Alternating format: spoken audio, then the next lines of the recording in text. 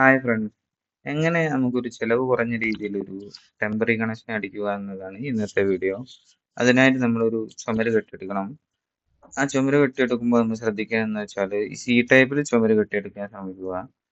C ടൈപ്പിൽ കെട്ടിയാൽ നമുക്ക് നീട്ടും കാര്യങ്ങളും നനയാതിരിക്കാൻ ഇതുപോലെ ഒരു ഷീറ്റ് വെച്ച് നമ്മൾ വളരെ സിമ്പിളായിട്ട് ചെയ്യാൻ പറ്റുന്നതാണ്.